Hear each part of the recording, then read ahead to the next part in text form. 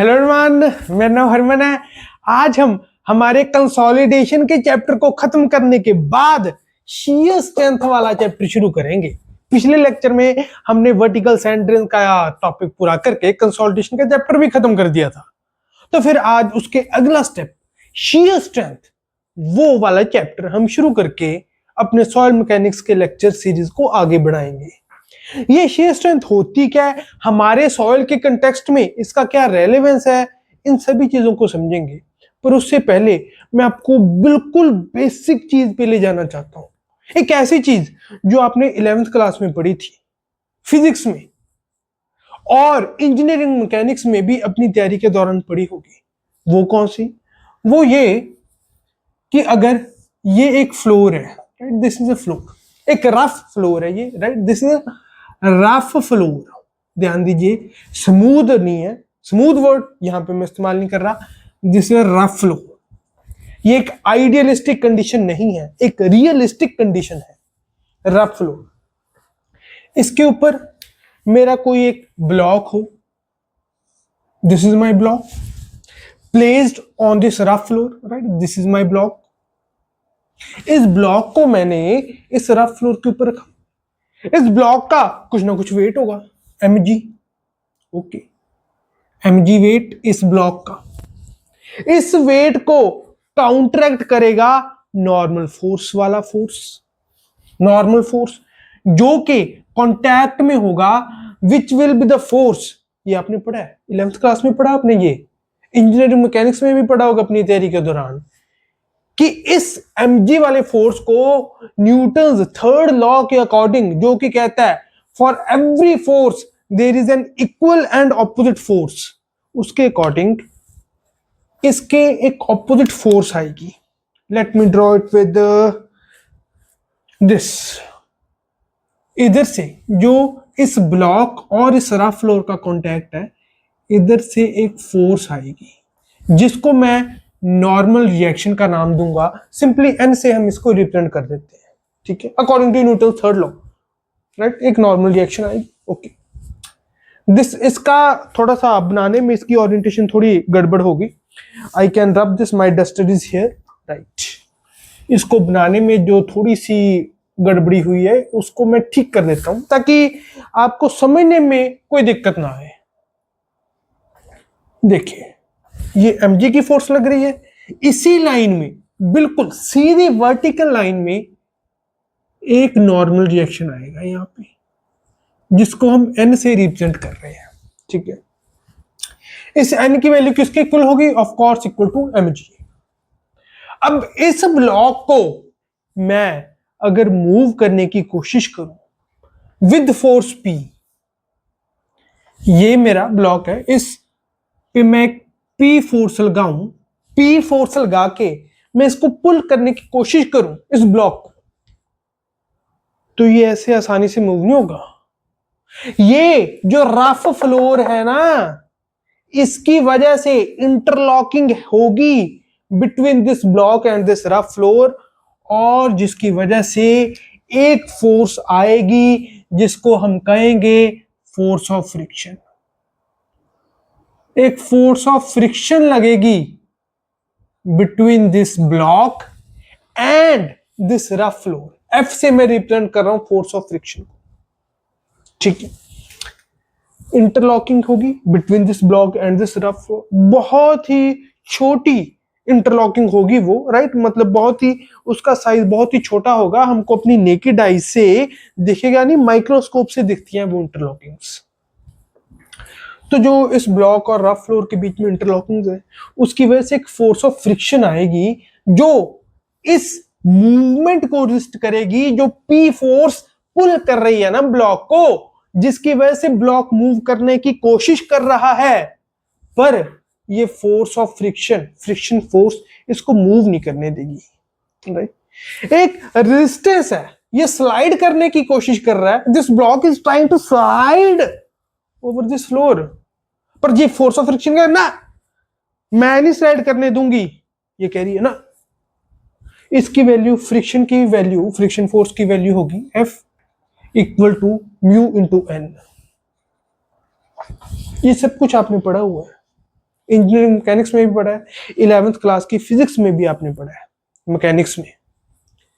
F equal to mu one, इसकी value होगी, here mu is equal to tan phi,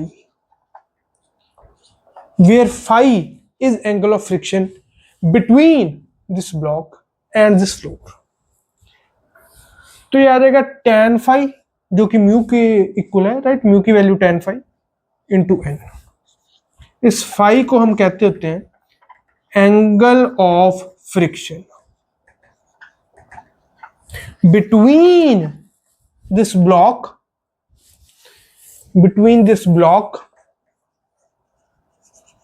and floor। ठीक है, okay now ठीक है, ये है, पर अब कहीं पे सॉइल तो आया ही नहीं अभी तक, तो सॉइल मैकेनिक्स में हम ये पढ़ क्यों रहे हैं? क्योंकि जब हमारे सॉइल के पार्टिकल्स भी आपस में स्लाइड करने की कोशिश करते हैं तब उनमें भी एक फोर्स ऑफ फ्रिक्शन आती है, एक फ्रिक्शनल फोर्स आती है, उसकी वैल्यू भी इसके इक्वल होती है, जो कि नॉर्मल रिएक्शन है बिटवीन दोज टू पार्टिकल्स जो कि स्लाइड करने की कोशिश कर रहे हैं, एक दूसरे के ऊपर स्लाइड करने की कोशिश कर रहे हैं, उनके बीच में जो भी नॉर्मल रिएक्शन है n into tan phi, right. तो इसी चीज को ऑब्जर्व करते हुए और सॉइल के पार्टिकल्स को ऑब्जर्व करते हुए, सॉइल के नेचर को ऑब्जर्व करते हुए, जो सबसे पहली थ्योरी हमारे सॉइल मैकेनिक्स के केस में किसी ने दी वो थी मोहर की theory. Mohr's theory was the first theory, Mohr was the first person who notice behaviour of soil and the frictional force between soil particles, और उन्होंने शीयर स्ट्रेंथ का कंसेप्ट दिया, जो कि आगे मॉडिफाई होते होते आज जो भी हम पढ़ रहे हैं, दिस इज बिकॉज ऑफ मोहर। हाँ, अब एग्जैक्टली जो मोहर ने दिया था वो नहीं पढ़ रहे, उसको मॉडिफाई करते करते करते करते कुछ एक हमारी थ्योरी है आज की, पर शुरुआत हम मोहर थ्योरी से करेंगे, फिर देखते रहेंगे कि आगे आगे कैसे कैसे हम बढ़ते रहे। तो मोहर थ्योरी से हम शुरुआत करते हैं, पर उससे पहले आपको मैं एक चीज बताना चाहता हूं कि यहां पे जो भी फ्रिक्शनल फोर्स हमको नजर आई, जिसको मैप से रिप्रेजेंट कर रहे हैं, ये आई क्यों? क्योंकि एक चीज दूसरे के ऊपर स्लाइड करने की कोशिश कर रही थी, ठीक है। तो जो ये स्लाइडिंग रेजिस्टेंस है ना, इसी को हम कहते हैं शियर रेजिस्टेंस। ये फ्रिक्शनल फोर्स एक रुकावट पैदा कर रही है इस ब्लॉक को स्लाइड करने में, ठीक है। इस रुकावट को हम कह रहे हैं शियर रेजिस्टेंस। रेजिस्टेंस होती है रुकावट, ठीक है। इंग्लिश वर्ड रेजिस्टेंस का मीनिंग होता है रुकावट। शियर रेजिस्टेंस एक रुकावट जो स्लाइड करने में पैदा हो रही है। जब सॉइल के पार्टिकल्स एक दूसरे के ऊपर स्लाइड करने की कोशिश कर रहे हैं तो एक रुकावट पैदा हो रही है, उसको हम कह रहे हैं रेजिस्टेंस और शियर रेजिस्टेंस, पर्टिकुलरली इस केस में जो कि स्लाइड करने की वजह से आती है, शियर रेजिस्टेंस। और उसकी वजह से जो स्ट्रेंथ है, राइट, अगर स्ट्रेस के फॉर्म में इस रेजिस्टेंस को हम डिनोट करें तो उसको हम शियर स्ट्रेंथ का नाम देते हैं, ठीक है। तो अब आपको ये क्लियर होगा कि शियर स्ट्रेंथ का थोड़ी उसकी फीलिंग्स आने लगी, अच्छा मतलब ये होता है। आपने पहले पढ़ा होगा, अगर नहीं पढ़ा देन डेफिनेटली आपको सब कुछ समझ आ जाएगा, पर अगर आपने पहले पढ़ा है तो आपको समझ आ रहा होगा कि अच्छा यार, इसके आपने फॉर्मूलाज रख लिए होंगे, जो मर्जी कर लिया होगा, पर उसकी जो फीलिंग है कि अच्छा ये है क्या एक्चुअल में, वो अब आपको पता चल रहा है, राइट। ऐसे आपने पहले कभी नहीं पढ़ा होगा जैसे अब मैं आपको पढ़ा रहा हूं, राइट। तो यहां पे इसको मैं थोड़ा डिस्टिंक्टली थोड़ा कर देता हूं, बट नो, इसको मैं रब भी कर दूंगा थोड़ा सा। इसको और इलेबोरेट करने के बाद देखिए, ये तो आपको मैंने समझा दिया that F is will be equal to tan phi into n, राइट। तो यहां से एक चीज जो आपको साफ साफ नजर आ रही है, दैट इज फ्रिक्शनल फोर्स। जो फ्रिक्शनल फोर्स जिसको हम F से डिनोट कर रहे हैं, this is of course a function, this is a function. इसको मैं थोड़ा सा नीटली रिप्रेजेंट कर देता हूं, राइट, ताकि कुछ लोगों को इस चीज में प्रॉब्लम होती है, तो that's no problem. This F is a function, function को हम ऐसे रिप्रेजेंट करते हैं, इसका फ्रिक्शनल फोर्स से कोई लेना देना नहीं है, राइट। इसको मैं रब भी कर देता हूं। फंक्शन को इन जनरल हम मैथ में ऐसे रिप्रेजेंट करते हैं, एफ के ऊपर एन, ठीक है, एफ के सुपरस्क्रिप्ट में एन। तो this frictional force is a function of normal reaction, ठीक है ना। ये सा F is equal to tan phi into N, तो definitely this frictional force is a function of N. N के ऊपर फंक्शन का क्या मतलब होता है कि इस चीज के ऊपर डिपेंड कर रही है, कर रही है डिपेंड, साफ नजर आ रहा है। F, this frictional force is a function of normal reaction, आपको साफ नजर आ रहा है। इस फ्रिक्शनल फोर्स को अगर हम स्ट्रेस की फॉर्म में रिप्रेजेंट करें, राइट, और ये स्ट्रेंथ क्या होती है, स्ट्रेंथ आप सब में पढ़ते हो, strength is the maximum value of stress that can be applied on our soil element या ऑन आवर ब्लॉक, जिसकी भी बात हो रही है। Strength is the maximum value of stress, ये आप सब में पढ़ते हो स्ट्रेंथ ऑफ मटेरियल्स में। तो यहां पर जो फ्रिक्शनल फोर्स है, इसको अगर मैं shear स्ट्रेंथ की फॉर्म में रिप्रेजेंट करूं, राइट, इसको मैं फोर्स को स्ट्रेंथ की फॉर्म में रिप्रेजेंट करूं, तो इस फ्रिक्शनल फोर्स को मैं shear स्ट्रेंथ का नाम दे दूंगा। बात एक ही है, बस फोर्स को स्ट्रेंथ की टर्म में रिप्रेजेंट कर रहे हैं। फोर्स अलग यूनिट्स होते हैं, स्ट्रेंथ अलग यूनिट्स होते हैं। फोर्स न्यूटन, स्ट्रेंथ न्यूटन पर मीटर स्क्वायर, राइट। तो फर्क क्या है, मतलब एक चीज को मैं किसी दूसरी चीज के सिमिलरली अगर रिप्रेजेंट करूं, अगर इस फोर्स को स्ट्रेंथ की टर्म्स में रिप्रेजेंट करने की कोशिश करूं, तो यहां पे फ्रिक्शनल फोर्स कह रहा हूं मैं, वहां पे फ्रिक्शनल स्ट्रेंथ कहूंगा। इस फ्रिक्शनल स्ट्रेंथ को हमारे सॉइल के केस में इसका दूसरा नाम और एक्चुअल नाम जो कि ज्यादा प्रचलित है, जो कि ज्यादा पॉपुलर है, that is shear strength. shear strength, shear strength, तो आपको साफ नजर आता है shear स्ट्रेंथ जो होगी, this is a function of what, यहां पे क्या है, नॉर्मल फोर्स। यहां पे मैं अपने सॉइल के केस में जब स्ट्रेस के फॉर्म में रिप्रेजेंट करूंगा, तो क्या लिखूंगा, नॉर्मल स्ट्रेस। सिंपल, कुछ है ही नहीं इसमें। एक्चुअल में तो है, समझने में कई बार दिक्कत आती है इसमें, पर मेरी कोशिश होती है, मेरा डेफिनेटली पर्पस ये होता है, मैं अपने दिमाग में लेके चलता हूं कि कोई चीज कितनी ही मुश्किल क्यों ना हो, मैं ऐसे रिप्रेजेंट करूं, मैं ऐसे समझाऊं कि सामने को है इतना आसान है ये। हाँ, चीजें इतनी आसान ही हो जाती होती हैं, बस टीचर समझाने वाला होना चाहिए, राइट। ये मैंने खुद ऑब्जर्व किया, मेरे को वो सब्जेक्ट्स अच्छे लगे हैं जिनके टीचर्स मेरे को अच्छे लगे हैं, तो उसी चीज से इंस्पायर होकर मैं टीचिंग कर रहा हूं, right. shear strength is a function of normal stress। यहां पे frictional force function of normal force, उसी चीज को यहां पे लिख रहे हैं, shear strength is equal to function of normal stress। इसी चीज को मोहर ने कहा था, this is nothing but a Mohr's theory. Mohr's theory हमने कर ली, बातों बातों में मोहर्स थ्योरी हो गई, पता भी नहीं चला। What a joy, this is Mohr's theory. मोहर ने यही बात करी थी, that shear strength will be a function of normal stress। अब इसको सॉइल में जो सिंबल्स यूज होते हैं उसकी फॉर्म में अगर मैं इसको लिखूं, तो मैं इसको ऐसे लिखूंगा, shear strength को हम ऐसे रिप्रेजेंट कर देते हैं, और फंक्शन ऑफ नॉर्मल स्ट्रेस को हम जनरली सिग्मा एन या सिंपल सिग्मा से रिप्रेजेंट कर देते हैं, बट सिग्मा एन ज्यादा पॉपुलर सिंबल है नॉर्मल स्ट्रेस के लिए। तो S is equal to function of sigma N. This is Mohr's theory, right, this is Mohr's theory, simple Mohr's theory cover होगी, राइट।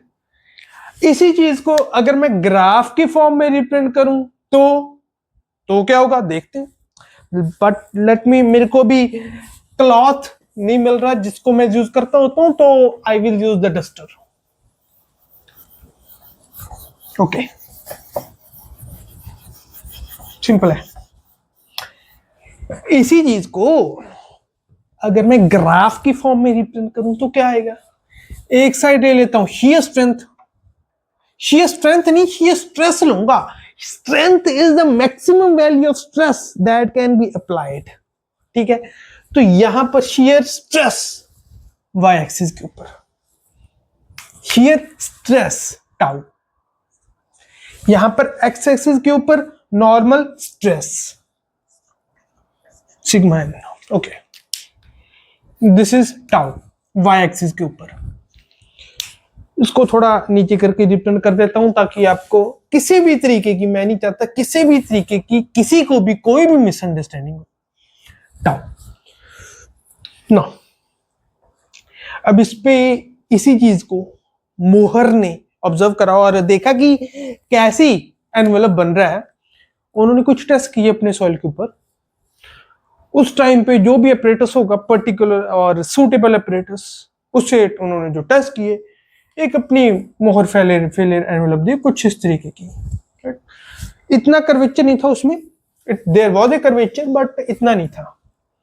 स्लाइड कर्वेचर के साथ उन्होंने अपनी एक कर्व दी. इस कर्व को हम कहते हैं मोहर फेलियर एनवेलप.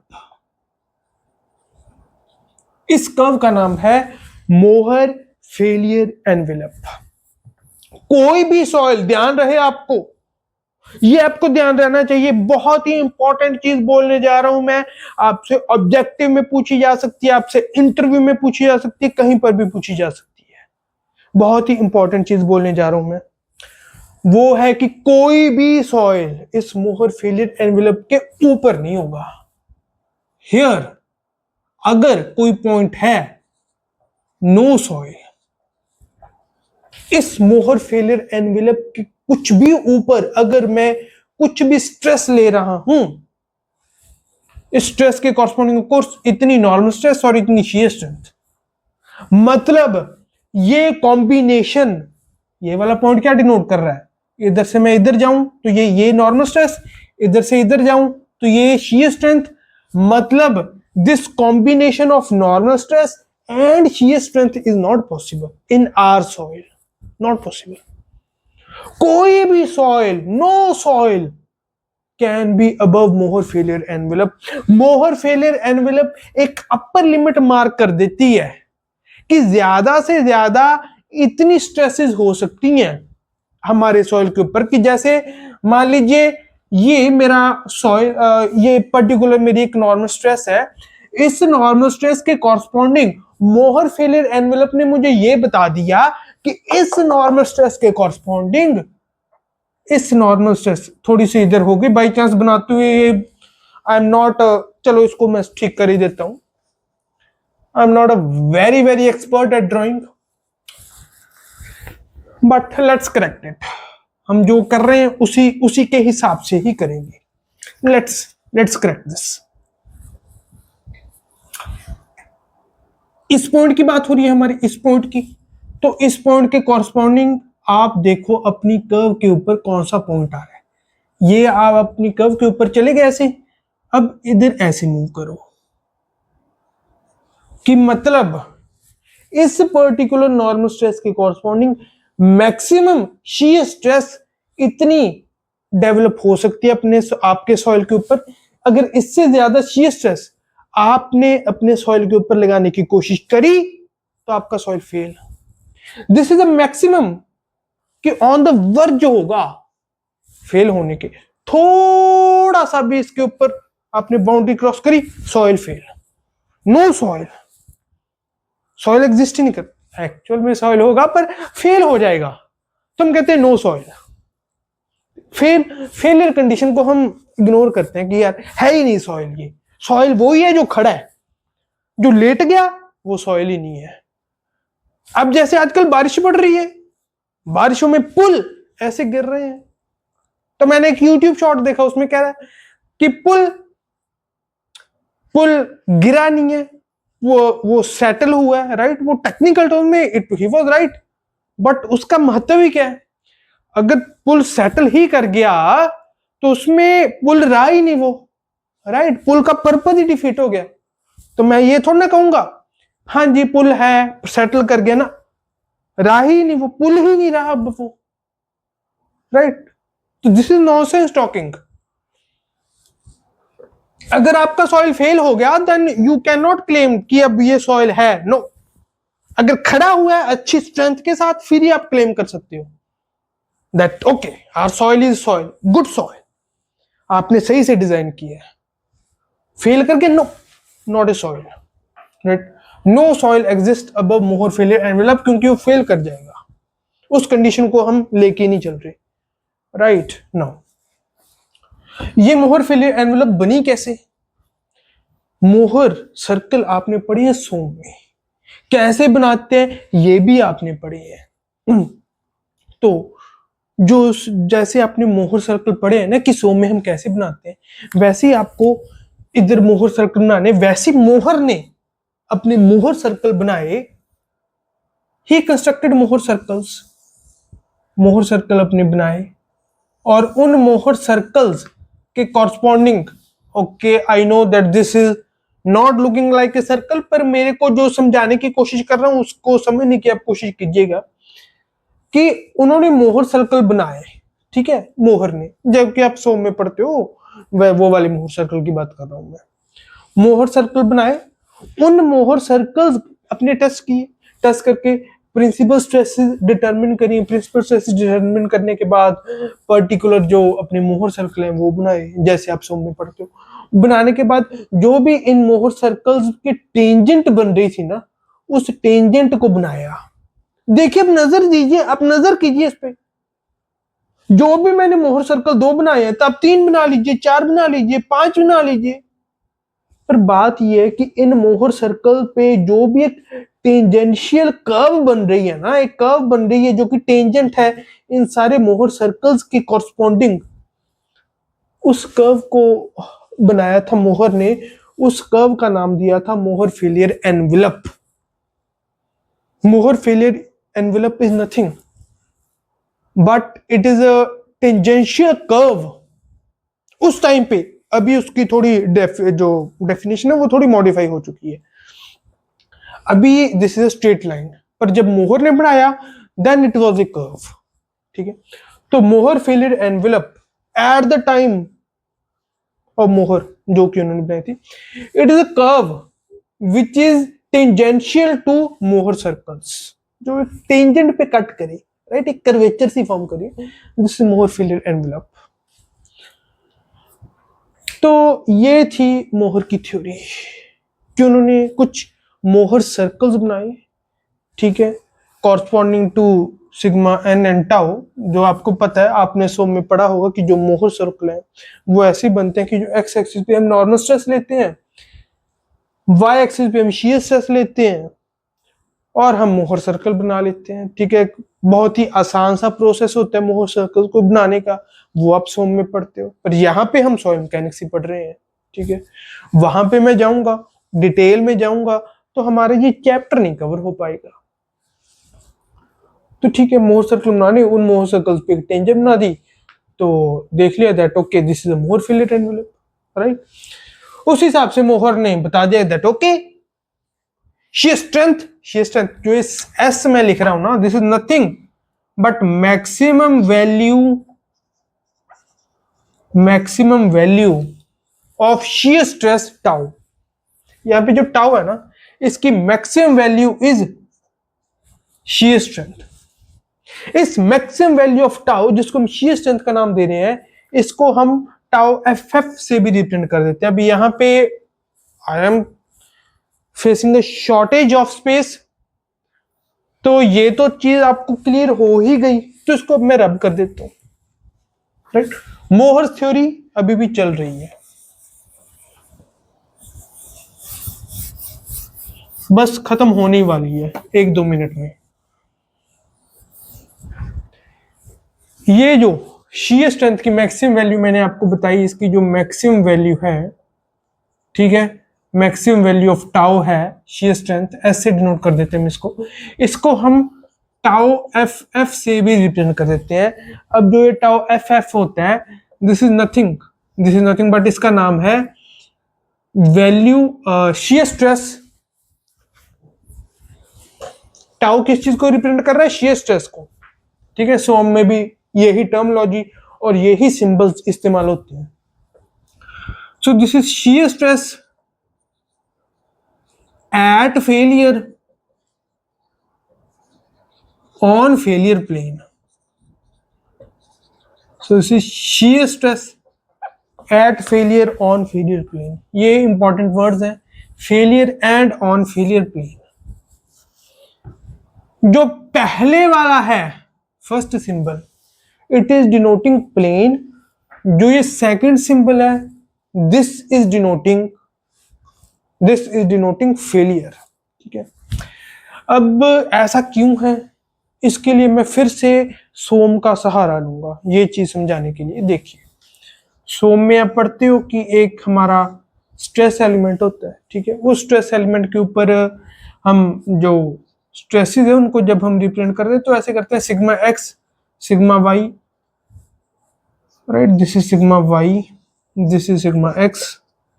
इस साइड में हमारा होता है टाउ एक्स वाई, इस साइड में होता है टाउ वाई एक्स, इस साइड में होता है टाउ एक्स वाई फिर से, और इस साइड में होता है टाउ वाई एक्स। ठीक है, ये आप सोम में पढ़ते हो। इसको हम टाउ एक्स वाई ही क्यों कहते हैं, क्योंकि जो ये टाउ एक्स वाई वाली स्ट्रेस होती है, this is acting on a plane, on X plane. जो एक्स, ये जो स्ट्रेस लग रही है किस प्लेन पे लग रही है, इस वाले प्लेन के ऊपर। इस प्लेन की क्या डायरेक्शन है, किसी भी प्लेन की डायरेक्शन क्या होती है, उसके परपेंडिकुलर जो भी लाइन है वो उस प्लेन की डायरेक्शन होती है। इस प्लेन के परपेंडिकुलर, 2D की बात कर रहे हैं, ध्यान दीजिए, इस प्लेन के परपेंडिकुलर कौन सा एक्सिस है, कौन सी लाइन है, एक्स एक्सिस वाली। तो इसका प्लेन कौन सा हुआ, एक्स एक्सिस वाला। तो पहला सिंबल कौन सी चीज डिनोट कर रहा है, प्लेन को। दूसरा सिंबल यहां पे डिनोट करता होता है डायरेक्शन, डायरेक्शन इसकी वाई है। ठीक है, अब आते हैं दोबारा हमारे सॉइल के ऊपर। यहां पे मैंने आपको कहा, अब इसको भी मैं अच्छे से आपको समझ आ पाए दोबारा अलग अलग कलर कॉम्बिनेशन से लिखता हूं। देखिए, दिस इज टाउ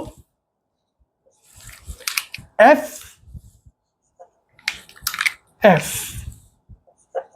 जो पहले वाला है वो मैंने आपको बताया, this is denoting failure plane. जैसे इसमें पहले वाला सिंबल फेलियर प्लेन को डिनोट कर रहा था, प्लेन को, यहां पर भी टाउ पहले वाला इज डिनोटिंग फेलियर प्लेन। तो shear stress at failure on failure plane, ये मैंने ब्लू से यहां पे एफ लिखा है, तो यहां पर भी जो मैं लिखूंगा वो ब्लू से लिखूंगा, फेलियर प्लेन। दूसरे वाला सिंबल इज डिनोटिंग फेलियर, तो इसको मैंने रेड से लिखा है, इसको भी मैं रेड से लिखूंगा, राइट। अब आपको समझ आ रहा है कि कौन सी चीज किस चीज को रिप्रेजेंट कर रही है। टाउ एफ एफ पहले वाला रिप्रेजेंट कर रहा है फेलियर प्लेन को, सोम से हमने ये कंसेप्ट उठाया है। एफ फेलियर प्लेन, दूसरे वाला फेलियर को रिप्रेजेंट कर रहा है, एफ फेलियर। ठीक है, चीजें क्रिस्टल क्लियर मैंने कर दी हैं, आपको हो गई हैं, इसका मुझे विश्वास है। ठीक है, अब यहां पर हमारी मोहर्स थ्योरी खत्म हो जाती है। ठीक है, मोहर थ्योरी हमारी खत्म हो जाती है। मोहर थ्योरी खत्म हो गई तो जो भी मैंने यहां पर लिखा है, जो भी मैंने डायग्राम्स बनाई है, जो भी लिखा है, इसको भी मैं रब कर देता हूं, because this was all regarding Mohr's theory. तो shear स्ट्रेंथ का ही चैप्टर चल रहा है, तो यहाँ पे इसका भी वर्णन करना नेसेसरी नहीं है, इट इज नॉट नेसेसरी। देखिए, अब हम चलते हैं हमारी अगली थ्योरी के ऊपर। हमारी जो अगली थ्योरी है shear strength corresponding, that is, let me write it with this pen, that is Coulomb's coulomb नहीं, मोहर कूलम, कंसेप्ट कूलम ने दिया था, पर थ्योरी का नाम है मोहर कूलम थ्योरी। मोहर, क्योंकि शुरुआत मोहर ने करी थी ना, इसलिए मोहर कूलम थ्योरी। अब जो ये हमने यहां पे पढ़ा, ऑफ कोर्स शुरुआत मोहर ने करी थी, पर उसके बाद क्या हुआ? उसके बाद कूलम जी आए, उन्होंने नोटिस करा कि नहीं यार, इस थ्योरी में कुछ मॉडिफिकेशन की होता है, ये तो बहुत ही सरफेस सी थ्योरी होगी, इससे कुछ पर्टिकुलर पता नहीं चल रहा, इससे कुछ इक्वेशंस नहीं बन रही। वो सीधा बता दिया मोर ने तो, अच्छा shear strength will be a function of normal stress। ये क्या बात हुई? कुछ शायद पर्टिकुलर इक्वेशन दो जिसका हम इस्तेमाल कर सके। ठीक है यार, आपका थैंक यू कि आपने ये बताया, पर कुछ कंक्रीट एविडेंस तो दो हमको, कुछ बताओ तो सही हमको। तो कूलम ने कहा कि अच्छा यार मैं बताता हूं। कूलम ने कहा that this, let me have a sip of water.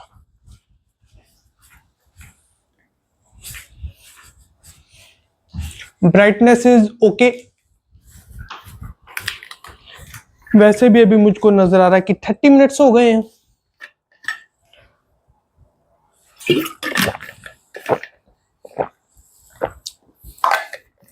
तो यहां पर हम मोहर कूलम थ्योरी करके अपने सेशन को वाइंड अप कर सकते हैं। राइट नाउ देखिए, इसको पर हम पूरा करेंगे क्योंकि अब इसकी शुरुआत कर ली है हमने। तो कूलम ने कहा कि अच्छा ऐसे नहीं, एक इक्वेशन होनी चाहिए प्रॉपर इसकी। कौन सी equation? Tau is equal to sigma in tan phi। जैसे फ्रिक्शन वाला हम पढ़ते हैं ना, F is equal to mu into N, जिसको हमने tan phi इंटू एन कहा है ना। वैसे ही फिर कूलम ने कहा कि ऐसा होना ही नहीं चाहिए कि आप जनरल कुछ ऐसे कुछ वेग सी चीज बता दो ना। उन्होंने कहा कि इसी चीज को उन्होंने ऑब्जर्व करके कह दिया that okay shear strength S will be equal to sigma n into tan phi। वही चीज जो हमने लिखी थी, उसी चीज को एक प्रॉपर इक्वेशन की फॉर्म में कूलम ने दे दिया। मोर ने तो सिंपल बता दिया that okay it will be shear strength will be function of normal stress ना, बस ये बता दिया shear strength function of normal stress। Coulomb ने प्रॉपर इक्वेशन दी है, दैट इज shear strength, इसको मैं प्रॉपर करके लिख दूं sigma N, sigma N. Okay now it is looking good. Coulomb ने प्रॉपर बताया कि okay shear strength will be equal to sigma n in tan phi। ठीक है, ये इसी चीज से ऐसे। पर ना कूलम ने एक और चीज नोटिस करी, ये आपने अगर थोड़ा सा यहां पर नोटिस किया हो कि मैंने थोड़ी इधर जगह छोड़ी है, बिल्कुल साथ में नहीं लिखा। वो क्यों? क्योंकि कूलम ने नोटिस किया कि सॉइल के केस में जब ब्लॉक मूव करने की कोशिश करता है रफ फ्लोर के ऊपर, देन तो it's simply F equal to mu N. पर कूलम कहता है नहीं, कहता सॉइल के केस में हम ये चीज ब्लाइंडली ऐसे नहीं लिख सकते। कहते कि नहीं, उन्होंने अपने जो एक्सपेरिमेंट्स किए उसके बेस के ऊपर जो रिजल्ट्स नोट किए, तो कहते कि ऐसे नहीं है, सॉइल में ना हम सीधा ऐसा नहीं ले सकते that S is equal to sigma tan phi। Soil में एक और पैरामीटर होता है जो shear स्ट्रेंथ को गवर्न करता है। shear strength is not just a function of normal stress. कहते कि एक और पैरामीटर होता है जो shear स्ट्रेंथ को कितनी होगी उसको डिनोट करता है।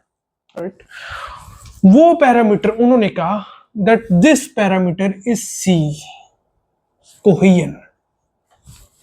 तो वो कहते हैं that okay shear strength is a function of normal stress, जो कि मोहर जी आपने बताया। पर यहां पर हम नहीं रुकेंगे, हम एक और पैरामीटर को इंट्रोड्यूस करेंगे which is cohesion C। shear strength will also depend on cohesion C। तो उन्होंने अपनी एक थ्योरी दी that shear strength is equal to C plus sigma n tan phi। ये थी मोहर कूलम थ्योरी। उन्होंने मोहर को एक पर्टिकुलर रिस्पेक्ट दी कि अच्छा मोहर, आपने ये थ्योरी दी है, आपने इस टॉपिक की शुरुआत की है, तो मैं आपको एक रिस्पेक्ट दे रहा हूं। उन्होंने इसको कूलम थ्योरी नहीं कहा, उन्होंने इसको मोहर कूलम थ्योरी कहा है। Okay, he was a good man. उन्होंने सारा क्रेडिट अपने ऊपर नहीं लिया, उन्होंने कहा कि ओके मोहर ने ये शुरुआत करी है, I will give him proper credit for this. तो उन्होंने इस थ्योरी का नाम दिया मोहर Coulomb theory, which is equal to S is equal to C plus sigma n tan phi। ठीक है, ये है मोहर कूलम थ्योरी। इसमें ऑफ कोर्स जो ये C है इसको हम कहते हैं cohesion, and sigma n you of course know this is normal stress। Tau आपको पता है, यहाँ पे टाउ एफ एफ रिप्रेजेंट कर देते हैं हम, जब मैंने जैसे आपको समझाया था ऐसे is equal to tau F F भी लिख देते हैं। अब बारी बारी मैं टाउ एफ एफ नहीं लिखूंगा, अगर टाउ एफ एफ पेपर में आ गया आपको उसका मतलब पता है। S is shear strength of soil. Phi, आहा, फाई वहां पे थोड़ा सा डिफरेंस है यहाँ पर। कौन सा? फाई वहां पे तो था कि ओके एंगल ऑफ फ्रिक्शन, हमने सीधा कह दिया। यहां पे ऐसा नहीं होगा, वहां पे तो जो एंगल ऑफ फ्रिक्शन था, यहाँ पे जो मैंने ब्लॉक का डिस्कस किया, वहां पे तो ये जो एंगल ऑफ फ्रिक्शन था that was between the block and the floor, अलग अलग चीजों में।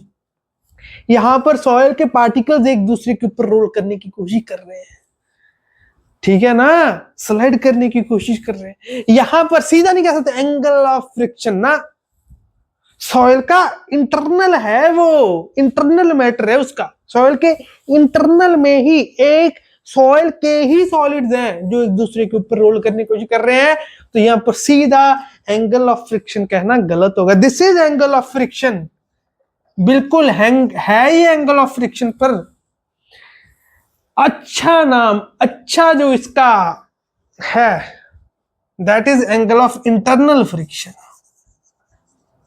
सीधा एंगल ऑफ फ्रिक्शन को okay it is angle of friction, पर मजा नहीं आता उतना।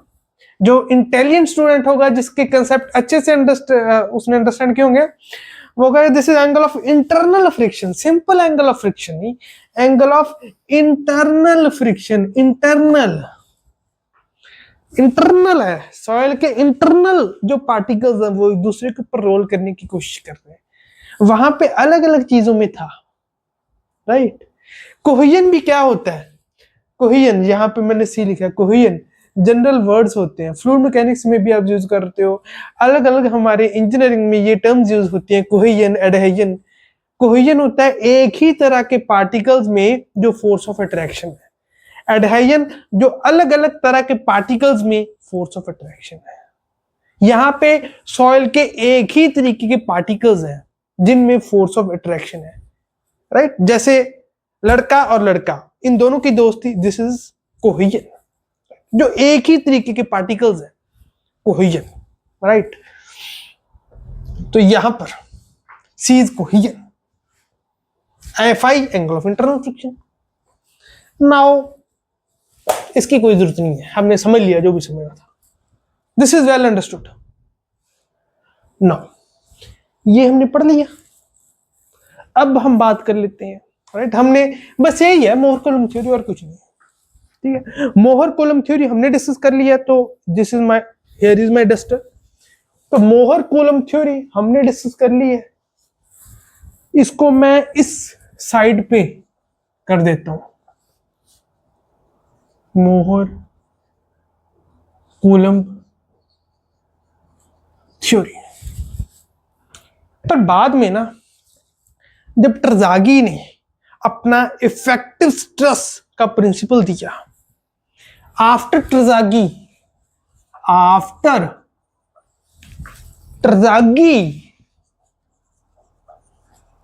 gave his effective stress principle,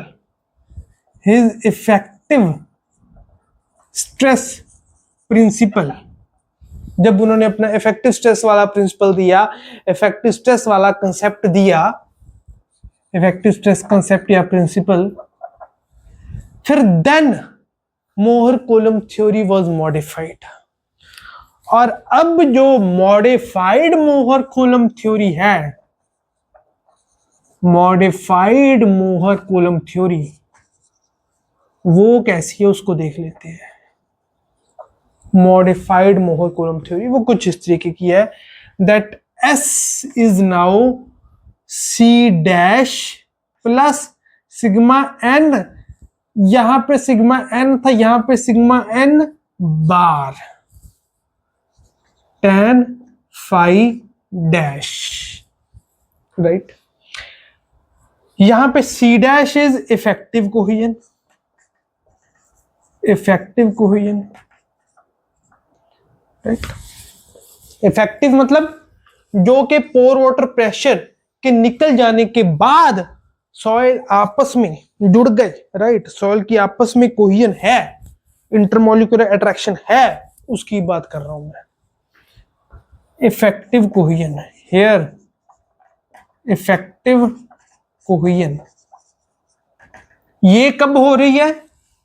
जब जो सॉइल के पार्टिकल्स हैं वो मतलब आपस में कंसोलिडेट हो गए, वो ठीक है ना, पोर वाटर प्रेशर निकल गया, उसके बाद की बात हो रही है। इसीलिए इसको जब मतलब ड्रेनेज हो गई हमारे सॉइल में से, इसलिए इसको ड्रेन्ड कोहेजन का नाम भी देते हैं, drained cohesion, right. Phi dash, phi dash effective angle of internal friction,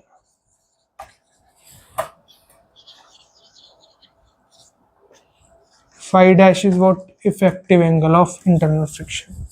और ये कब आ रहा है? जब ड्रेनेज हो गई, तो इसलिए this is also called drained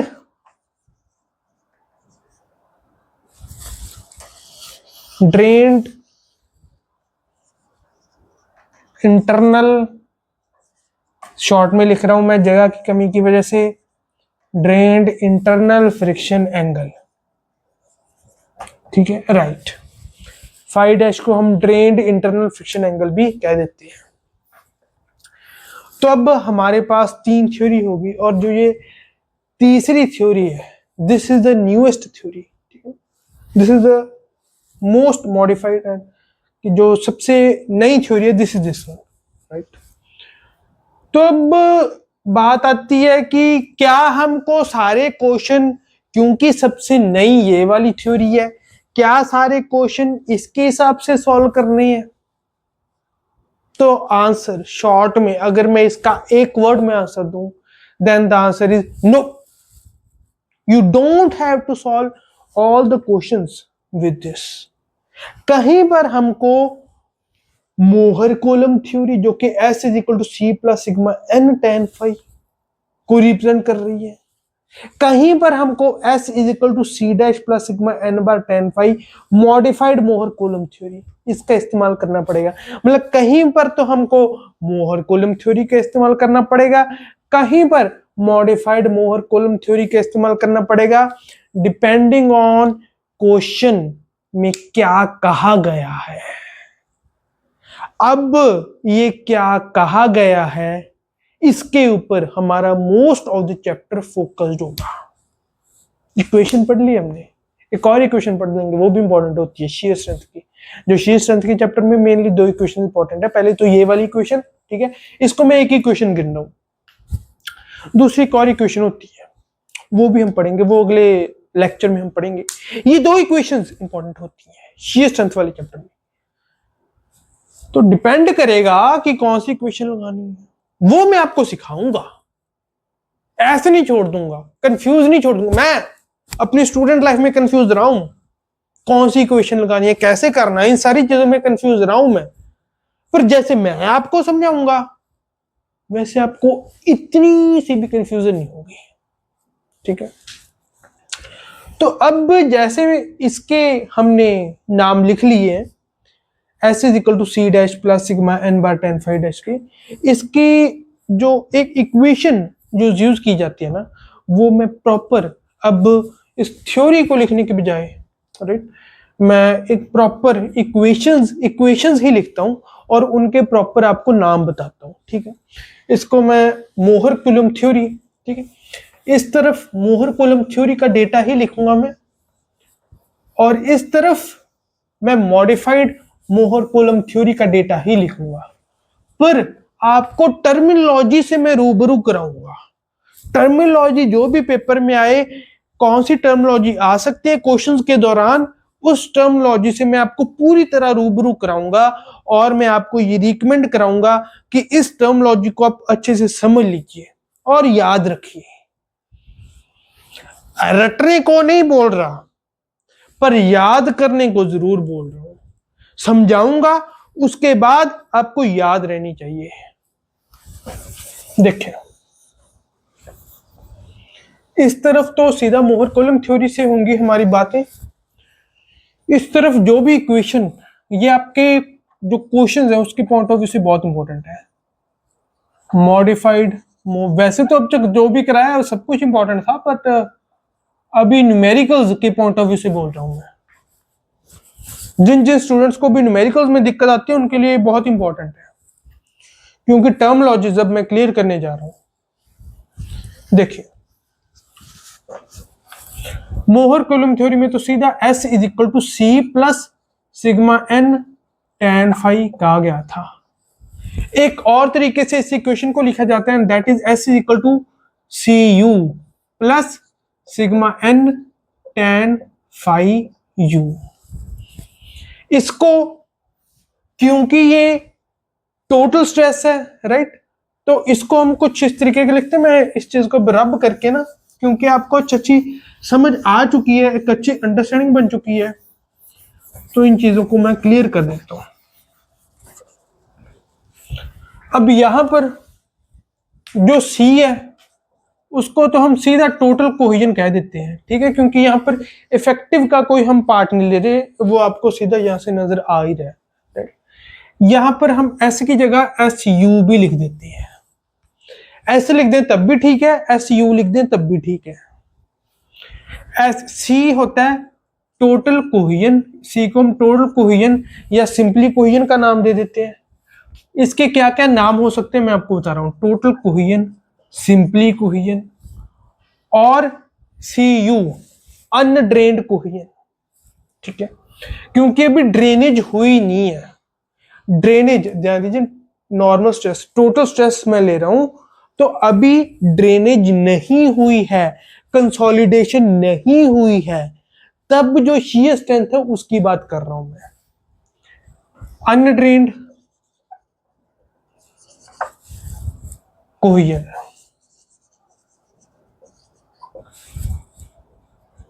C या CU, यहां पर जो C या CU लिखा है उसका मतलब बता रहा हूं मैं, C या CU जो यहां पर लिखा है।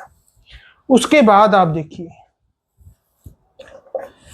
जो मैं आपको करा रहा हूं, जो टर्मिनोलॉजीज करा रहा हूं, जो बिल्कुल बेसिक पेपर है वो भी क्लियर होंगे, जो बिल्कुल हायर लेवल पेपर है वो भी क्लियर होंगे। सब कुछ कवर है मेरे इन लेक्चर्स में। फाई यू, ठीक है, कुछ भी नाम हो सकता है इसका। This is total friction angle, total friction angle, total internal friction angle is a better terminology, पर अगर पेपर में फ्रिक्शन एंगल भी कहा जाए तब भी आपको ये फाई ही मान के चलना है, क्योंकि कई बार एग्जामिनर इन चीजों को इग्नोर कर देते हैं, करना नहीं चाहिए पर कर देते हैं। टोटल इंटरनल फ्रिक्शन एंगल या टोटल फ्रिक्शन एंगल कहा जाए देन ऑल्सो इट्स ओके। और undrained friction angle, undrained internal friction angle rather. मैं तो सही टर्मिनोलॉजी ही इस्तेमाल करूंगा। एग्जाम में अगर इंटरनल वर्ड ना लिखा हो आपको अपने आप समझ लेना है। टोटल इंटरनल या अनड्रेन्ड इंटरनल फ्रिक्शन एंगल, ठीक है, यही टर्मिनोलॉजी इस्तेमाल की जाएगी। ओके, ये यहां पे होगा, ठीक है। अगर सिंपली फ्रिक्शन एंगल का है तो उसका इतना कोई मतलब नहीं बनता, क्योंकि हो सकता है सिंपल भी क्या दिया जाए इंटरनल फ्रिक्शन एंगल, आपको कंडीशंस ही कुछ इस तरीके की दे दी जाए कि ऑब्वियस हो कि आपको टोटल या अनड्रेन्ड, यहां पर जो मैंने टोटल वर्ड लिखा है, टोटल और अनड्रेन्ड इंटरनल फ्रिक्शन एंगल ही लेना हो, ऑब्वियस हो जाए। तो अगर ऑब्वियस ही हो गया तो अगर सिंपली इंटरनल फ्रिक्शन एंगल लिख दिया then also it's okay. Obvious कैसे होगा, जो होगा क्या होगा पढ़ेंगे आगे, ठीक है। नाउ ये टर्मोलॉजीज आपको मैंने क्लियर कर दी जो कि आपके एग्जाम में आपको दी होंगी, ठीक है। अब किस टर्मोलॉजी का क्या नाम होगा, कैसे रिप्रेजेंट करते हैं, ये मैंने इधर लिख दिया है, ठीक है। ये है मोहर कूलम थ्योरी, ये भी इस्तेमाल करते हैं, जो मॉडिफाइड मोहर कूलम थ्योरी है इसको भी इस्तेमाल करते हैं। दोनों थ्योरीज को हम इस्तेमाल करते हैं अपने क्वेश्चंस को सॉल्व करने के लिए और प्रैक्टिकली भी जब हम डिजाइन करते हैं, ठीक है। नाउ दोनों कंडीशंस के हिसाब से, एक्चुअली डिजाइन में तो दोनों कंडीशन के हिसाब से हमारा जो भी डिजाइन है वो किया जाता है। नाउ अब बात आती है कि जब इसकी ड्रेनेज होने लग गई, कंसोलिडेशन हो गई, उसके बाद अभी भी कंसोलिडेशन का चैप्टर पढ़ के आए हैं, कंसोलिडेशन हो गई उसके बाद क्या होगा देखिए, S इज इक्वल टू मैंने आपको बताया C डैश हो जाएगा sigma n bar tan phi dash से इसको रिटर्न कर देते हैं। ड्रेनेज है तो यहां पर एस डी भी लिख देते हैं इसको, या सिंपल एस भी लिखा जाए। यहां पर जो इस साइड है, राइट, जो ये वाली साइड है, इसमें शीयर स्ट्रेंथ एस लिखा जाए, एस डी लिखा जाए, एस यू लिखा जाए, वो मैटर नहीं करता, ठीक है ना। मतलब अगर ऑफ कोर्स एस यू लिखा जाए तो देन इट इज अनड्रेन्ड, अगर एस डी लिखा जाए तो देन इट इज ड्रेन्ड। पर एस यू की जगह एस भी लिखा जा सकता है और एस डी की जगह एस भी लिखा जा सकता है, ठीक है। पर जो ये वाली साइड है, दिस साइड, ठीक है, right hand side, this right hand side, ये टर्मोलॉजी चेंज नहीं हो सकती, ये टर्मोलॉजी ऐसी रहेंगी। हाँ, एस यू की जगह एस लिखा जा सकता है, एस डी की जगह एस लिखा जा सकता है, इस साइड पे लिखा जा सकता है जो ये वाली साइड है, जो ये वाली साइड है इसमें नहीं कोई फेरबदल हो सकता, इसमें नहीं किया जा सकता। S D is equal to C D plus sigma N bar tan phi d, जैसे यहां पर था C और phi को सी यू और phi u कह दिया था, वैसे यहाँ पे C डैश और phi डैश को सी डी और phi d हमने कर दिया है, ठीक है, वो नाम हमने दे दिया है। अब यहां पे जो C डैश है या सी डी, छोटा सी डैश, छोटा C D, right, this is effective friction angle, effective internal friction angle, effective internal. Paper में इंटरनल वर्ड ना हो तब भी आपको अपने आप से मान के चलना that this is the angle which we are talking about, effective internal friction angle और इफेक्टिव इंटरनल फ्रिक्शन एंगल और ड्रेन्ड। ये कब हो रही है? जब उसकी कंसोलिडेशन हो गई, जब ड्रेनेज हो गई, तो इसलिए ड्रेन्ड मतलब ड्रेनेज हो गई, ड्रेन्ड इंटरनल फ्रिक्शन एंगल, ठीक है। सिग्मा एन बार जैसे मैंने कब बताया था, दिस इज इफेक्टिव स्ट्रेस, ठीक है, ये तो वैसे भी आपको पता ही होगा।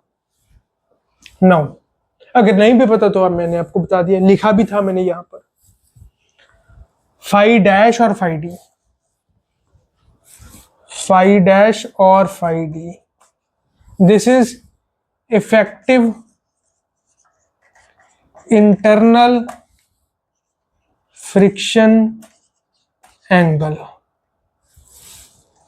इफेक्टिव इंटरनल फ्रिक्शन एंगल और ड्रेन्ड इंटरनल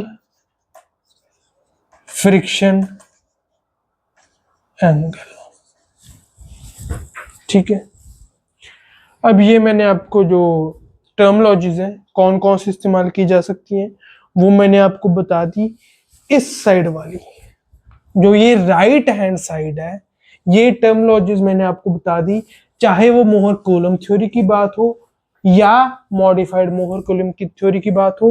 ये जो राइट हैंड साइड वाली टर्मोलॉजी है वो मैंने आपको बता दी। अब बात करते हैं लेफ्ट हैंड साइड वाली टर्मोलॉजी की। इसको अब मैं रब कर देता हूं।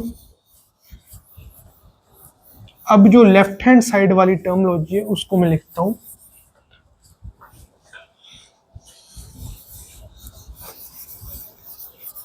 देखिए,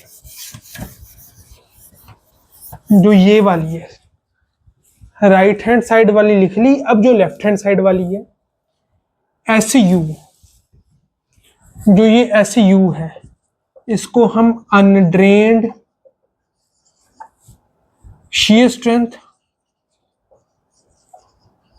और टोटल, जैसे C और CU और फाई और फाई की हमने बात की थी, वैसे इसकी बात हम करेंगे, वैसे इसकी टर्मोलॉजी को भी लिखेंगे हम। अनड्रेन्ड shear स्ट्रेंथ और total shear strength. Total shear strength क्यों? क्योंकि हमने टोटल स्ट्रेस को लेकर ये shear स्ट्रेंथ का फॉर्मूला लिखा है। अनड्रेन्ड shear स्ट्रेंथ क्यों? क्योंकि हमने इसमें जो shear स्ट्रेंथ पैरामीटर्स यूज किए हैं वो है CU और फाई, दैट उनको इस्तेमाल करके हमने SU निकाला है। ठीक है नो, अब ये तो बात कर ली SU की। SD को हम कहते हैं ड्रेन्ड। अब अगर SU लिखा हो तो उसका ये मतलब है कि आपको ये वाला फॉर्मूला ही लगाना है, SU is equal to CU plus sigma n tan phi u। अगर SD लिखा हो पेपर में तो इसका मतलब आपको ये वाला फॉर्मूला ही लगाना है, SD is equal to CD plus sigma n bar tan phi d। इसका मतलब ये होगा दैट SD फॉर्मूला कौन सा लगाना है कौन सा नहीं लगाना है ये तो आपको क्वेश्चन अच्छे से पढ़ के ही पता चलेगा, पर जो SD लिखा है उसका मतलब ये है कि जो SD वाला फॉर्मूला है उसके कॉरस्पॉन्डिंग ही आप SD की वैल्यू यहां पर पुट करोगे। ऐसा नहीं कि पेपर में SD दिया हुआ है और इस फॉर्मूला में आप SD की वैल्यू पुट कर दो और CU और फाई पुट कर दो, इंटरचेंज नहीं करनी चीजें, ये कहने का मतलब है मेरा। अगर SU लिखा है तो ये वाला फॉर्मूले के कॉरस्पॉन्डिंग ही SU की वैल्यू आप पुट कर सकते हो। अगर SD दिया है तो इस फॉर्मूले के कॉरस्पॉन्डिंग ही आप SD की वैल्यू यहां पे पुट कर सकते हो। Now drained, this is drained shear strength और इफेक्टिव shear स्ट्रेंथ। क्या क्या नाम पेपर में हो सकते हैं वो मैंने आपको बता दिए। ठीक है, अलग अलग चीजों के कौन कौन से नाम पेपर में, कोई भी पेपर हो, लोअर लेवल से लेके हायर लेवल सभी कवर कर रहा हूं मैं। ठीक है, तो कौन कौन से नाम पेपर में पूछे जा सकते हैं वो मैंने अब कवर कर दिए हैं। ठीक है, अब एक बात जो आपने नोटिस की हो कि यहां पर C को CU का भी इस्तेमाल किया जा सकता है, कहीं पर CD का भी इस्तेमाल किया जा सकता है, depending on condition, depending on question. Phi की जगह फाई U का इस्तेमाल किया जा सकता है, कहीं पर फाई U का इस्तेमाल किया जा सकता है, कहीं पर फाई D का इस्तेमाल किया जा सकता है। राइट, फाई की जगह तो फाई U का इस्तेमाल ही, पर कहने का ये मतलब है कि कहीं पर हमको CU का इस्तेमाल करना पड़ेगा डिपेंडिंग ऑन क्वेश्चन, कहीं पर CD का, कहीं पर फाई U का, कहीं पर फाई D का। तो मतलब जो ये phi U, CU, phi D, CD, ये जो पैरामीटर्स हैं shear स्ट्रेंथ पैरामीटर्स, ये इंट्रिंसिक प्रॉपर्टीज ऑफ सॉइल नहीं है। जैसे यूनिट वेट ऑफ सॉइल, तो इसका ये मतलब नहीं होगा कि अच्छा कुछ मतलब जो unit weight of, this is an intrinsic property of soil. ठीक है ना, कि मैंने मतलब अगर मैंने वाटर ऐड नहीं किया या कुछ और कंडीशन नहीं बदली तो यूनिट वेट तो उतना ही रहेगा। ठीक है, चाहे मैं फास्ट लोडिंग कर दूं, चाहे मैं स्लो लोडिंग कर दूं, या अगर मेरा सॉइल सैचुरेटेड है तो उसकी ड्रेनेज हुई है नहीं हुई, उसका जो गामा सेट है सैचुरेटेड यूनिट वेट वो वही रहेगा। अगर मैं स्पेसिफिक ग्रेविटी की बात करूं, स्पेसिफिक ग्रेविटी कंसोलिडेट हमारा सॉइल हुआ नहीं हुआ, स्पेसिफिक ग्रेविटी ऑफ सॉइल वो वही रहेगी। ठीक है ना, तो वो चेंज नहीं होगी, पर जो हमारे shear स्ट्रेंथ पैरामीटर्स हैं ये चेंज हो रहे हैं, तभी हमने अलग अलग फॉर्मूलाज लिखे हैं। तो इसका ये मतलब है that these parameters phi U, CU, phi D, CD, these are not intrinsic properties. Intrinsic properties मतलब उसकी खुद की, सॉइल का असली वजूद नहीं है वो, काफी चीजों पे डिपेंड करता है, कौन कौन सी चीजों पे ये हम पढ़ेंगे। पर यहां पर एक सेंटेंस मैं लिखना चाहता हूं और आपको समझाना चाहता हूं that these are not intrinsic properties of soil, मतलब सॉइल का असली वजूद नहीं है वो, ठीक है। डिपेंड करेगा कि हम किस तरीके से उसको लोड कर रहे हैं, ठीक है। जैसे मान लीजिए कुछ हो जाए और मुझको एकदम से ज्यादा गुस्सा आ जाए, तो इसका मतलब ये नहीं कि मेरी नेचर में ही है कि मैं हमेशा गुस्सा ही करता रहता हूं, कुछ कंडीशंस ऐसी डेवलप होगी कि मैं गुस्सा कर रहा हूं, ठीक है। पेपर का दिन आ गया, पेपर में मैं नर्वस हो गया, तो इसका ये मतलब नहीं है कि मैं हमेशा ही नर्वस रहता हूं, कंडीशंस ऐसी डेवलप हो गई कि मैं नर्वस हो गया। वैसे ही कुछ कंडीशंस ऐसी हो सकती हैं कि Cu और Φu प्रॉपर्टीज ऑफ सॉइल बन जाए उस टाइम पे, कि सॉइल Cu और Φu के अकॉर्डिंगली बिहेव करने लग जाए। जैसे पेपर के दिन हम नर्वस हो रहे हैं, ऐसे सॉइल के ऊपर भी कुछ ऐसी कंडीशंस आई कि सॉइल Cu और Φu के हिसाब से बिहेव करने लग गया, या कुछ ऐसी कंडीशंस आई कि सॉइल Cd और Φd ड्रेन्ड तरीके से बिहेव करने लग गया। कब करेगा? डेफिनेटली जब अनड्रेन्ड या ड्रेन्ड कंडीशंस होगी। हमने लोडिंग किस तरीके से दी है, कब की हम बात कर रहे हैं, अनड्रेन्ड ड्रेन्ड, इसमें फर्क है, कंसोलिडेशन का फर्क है ना, कि पोर वाटर प्रेशर पोर से निकला कि नहीं निकला। तो कब की बात हो रही है, किस तरीके की लोडिंग हुई, इन सारी चीजों पर डिपेंड करेगा, राइट। Cu Φu, तो डेफिनेटली एक चीज जो हम लिख सकते हैं दैट Cu और Φu, इसको मैं रब कर देता हूं पूरी तरह। एक ही चीज जो मैं आपको यहां पे समझाना चाहता हूं that Cu and Φu are not intrinsic properties of soil, right. Cu,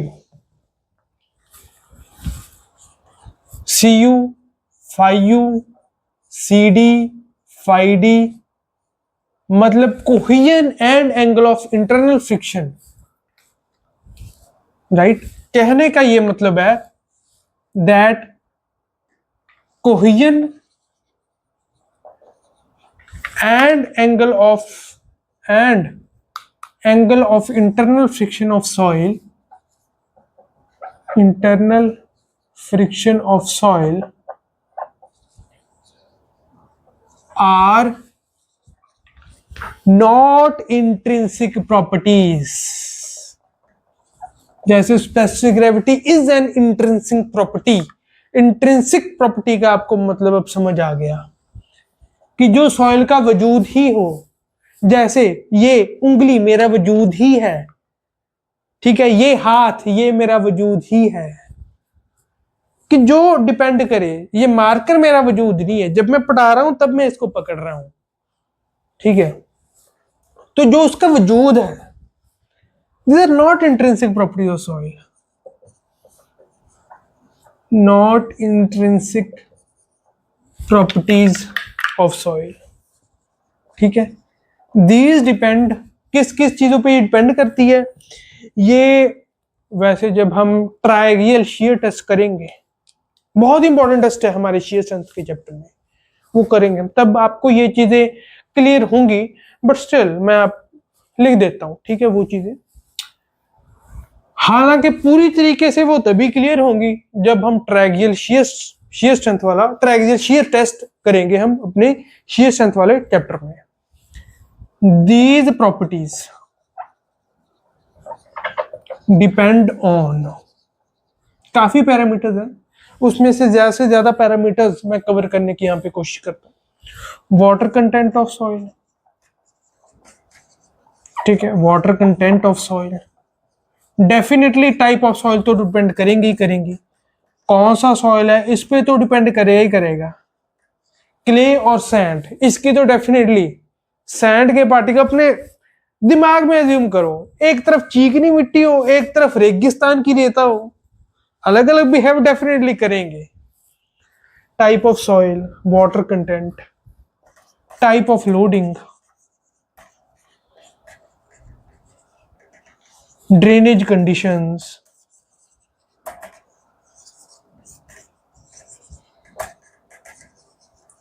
time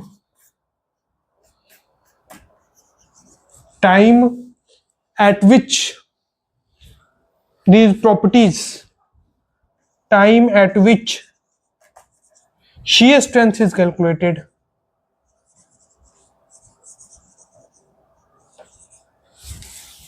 let me write it, थोड़ा सा ये स्पेस का कंस्ट्रेंट हो रहा है यहाँ पर, but that's fine. Time eight which shear strength is calculated. 5 points मैंने यहां पर लिखे हैं. दीज आर ब्रॉडली 5 पॉइंट्स हैं जिस पे डिपेंड करेगी. ठीक है, कि जो मेरे कोहेजन और एंगल ऑफ इंटरनल फ्रिक्शन की कौन सी वैल्यू मुझको यूज करनी चाहिए, ब्रॉडली इन 5 पॉइंट्स के ऊपर डिपेंड करेगी. कि वाटर कंटेंट ऑफ सॉइल कितना है, सैचुरेटेड है, पार्शियली सैचुरेटेड है, या बिल्कुल भी उसमें पानी नहीं है. ठीक है, टाइप ऑफ सॉइल, डेफिनेटली आपको एग्जांपल दिया, रेगिस्तान वाली रेता और चिकनी मिट्टी, बड़ा फर्क होगा.